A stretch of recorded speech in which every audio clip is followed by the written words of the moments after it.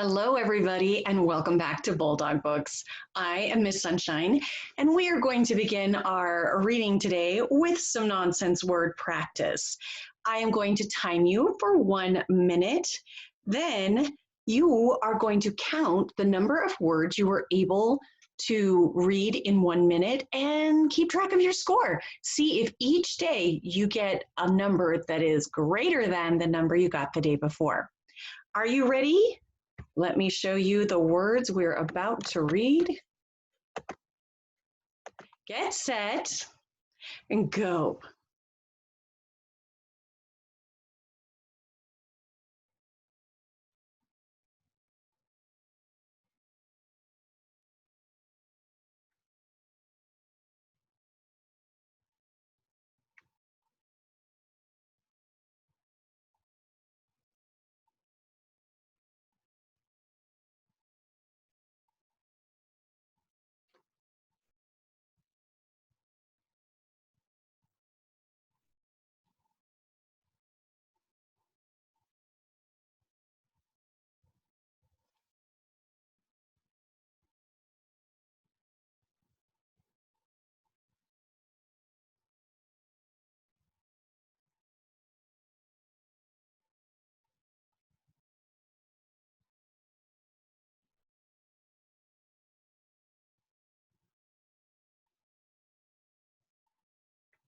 Ready and stop.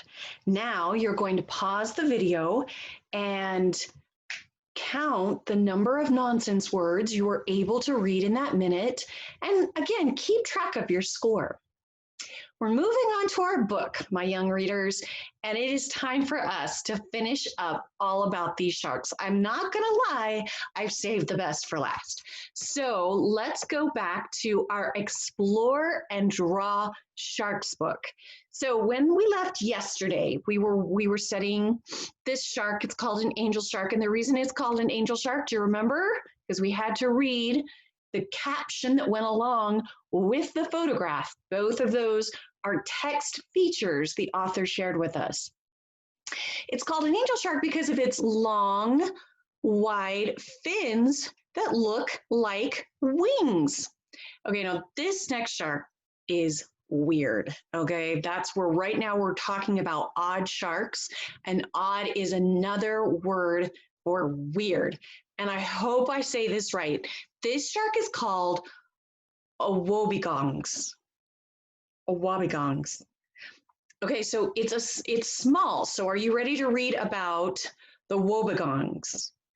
Every time I say it, I feel a little sillier. Okay, are you ready? Go.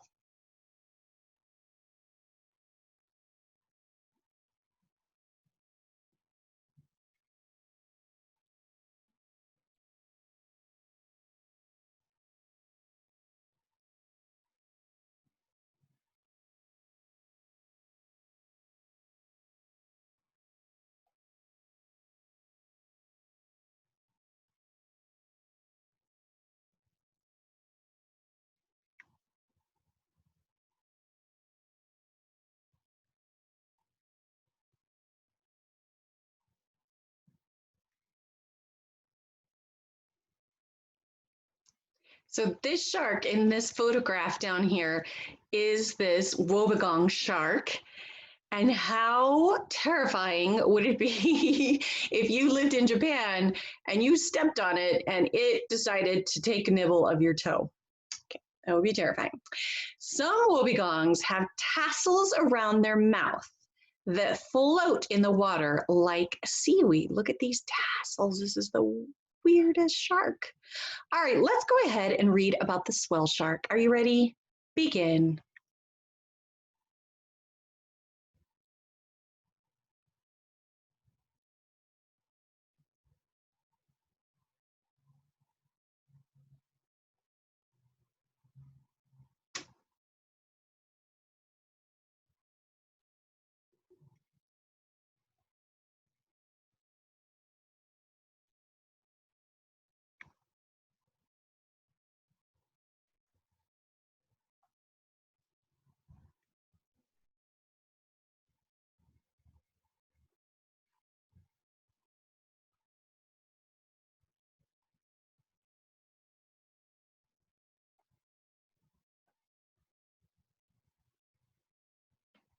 Now, did any of you notice a text feature in the paragraph about the swell shark that gives you a hint about a word that the author wants you to know? Okay, so do you see in bold text? Bold text is a text feature that authors use to help us when they want us to pay attention to a word. And this author was super cool because not only did they give us the bold text feature, but they told us what a crevice is, a small crack in the ocean floor. Now, this is a illustration of a wobegon. Good luck, friends. I want you to, we're going to choral read the description over here of the wobegon. Are you ready? All together, wobegons have flat bodies and heads. They have fringe around their head. Their fringe looks like seaweed or whiskers. Wobegons hide and wait for their prey. So let's take a look at step number 1. Read me step number 1, please.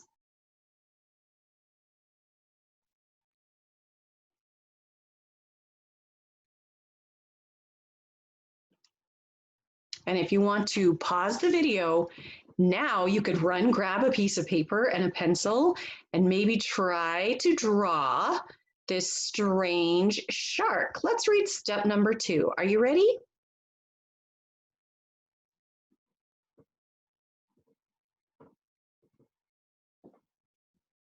Oops, sorry guys.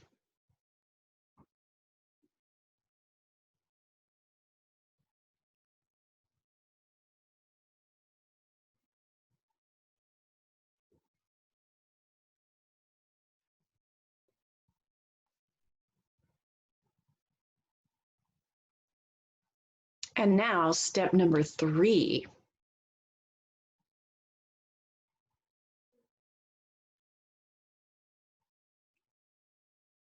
And we're going to choral read step number 4. All together, erase any extra lines. Add feelers and whiskers to the shark's snout. Do any of you remember what the vocabulary word snout means? That's the shark's nose. So see how they've added these whiskers and feelers to the shark's nose. Okay, you're going to read step number 5. Ready?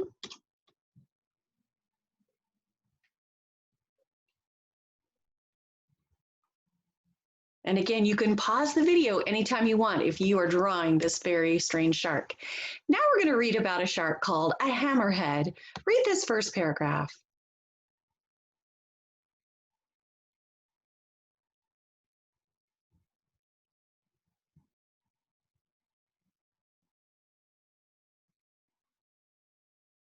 And now this one.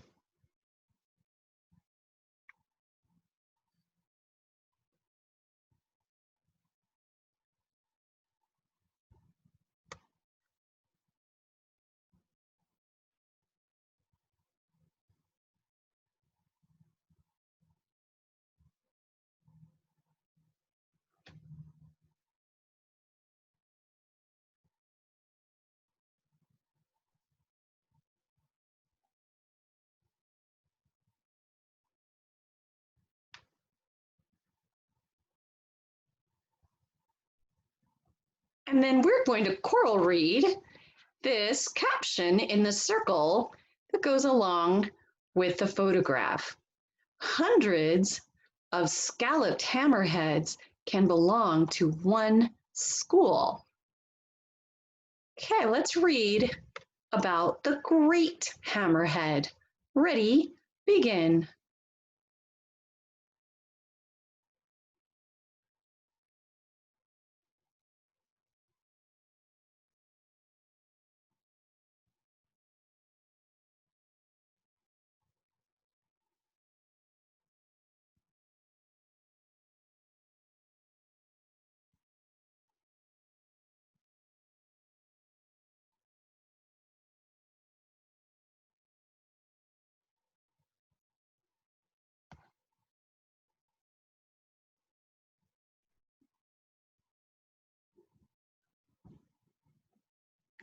And now the shovel head.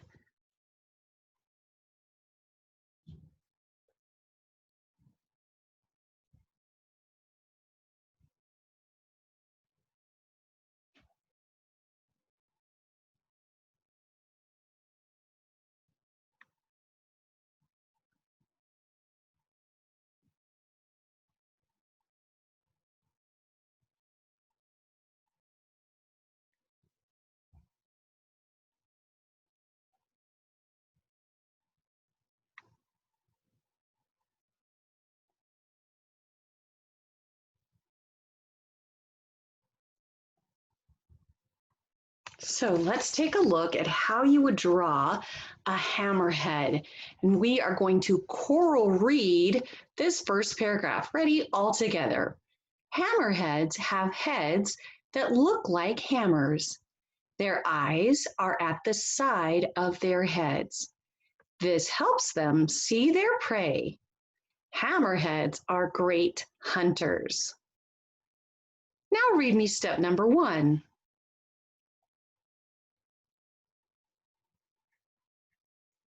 And step number 2 for how to draw a hammerhead.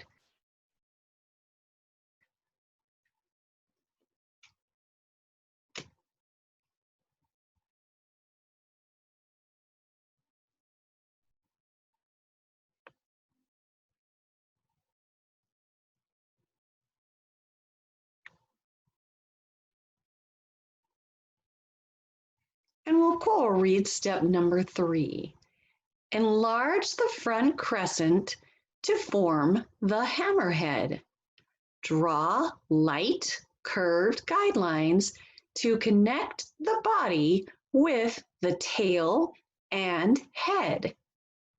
You read step number 4. And now we'll all together read step number 5. Draw 5 short lines behind the head for the gills. Do you remember in the last time we were reading this book and we talked about what the gills were for? Gills are how these sharks, these are the lines right here behind its head. That's how these sharks actually breathe. Shade the top half of the shark darker. Shade the fins a darker tone. The tips of the fins should be the darkest. Woo! I had so much fun reading all about these different kinds of sharks, and I learned some interesting facts. Can you think of something interesting you learned about sharks? One of my favorite things, if I go back to the very beginning of this book, was this idea that sharks can have thousands of teeth. That is crazy. Now, here we have our glossary at the very end of this book. Here are all those words Ms. Sunshine tried to point out to you that the author used the text feature, bold text, to help you if you had never heard of that word before. So if you need to pause this video because you want to go back over some of these impressive vocabulary words, go ahead and hit pause so that you can learn how to pronounce them and review what they mean. I had a fun time today, friends. I'll see you next time.